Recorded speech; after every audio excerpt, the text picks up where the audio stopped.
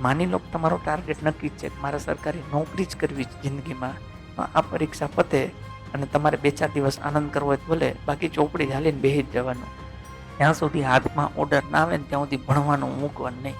બાકી તમને એવું થાય કે હવે આ પરીક્ષામાં પાસ થયું, રિઝલ્ટ ના પાસ આવે ને તમે એમને પાછું કરી લઈશ, એવું ના થાય.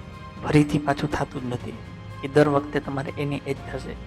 જો તમારે ઓર્ડર જોતો હોય તો તમારે ચોપડી ચાલીને બેસી જવું પડે એવા સમયે જેથી કોઈ ન વાંચતું હોય તેથી તમારે વાંચવું પડે.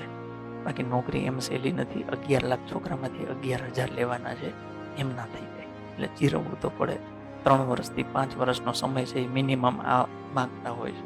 મારા અત્યારે 15 વર્ષના અનુભવના આધારે મને એટલી ખબર પડે કોઈ વ્યક્તિ તૈયારી ચાલુ કરે ને તો 3 થી લઈને 5 વર્ષ એને દેવા પડે. પછી 3 મહિના તૈયારી કરીને તમે લાગી જાઓ તો એ ઈશ્વરની અસીમ કૃપા છે તમારા ઉપર. બાકી નહીંતર સમય તો દેવો પડે.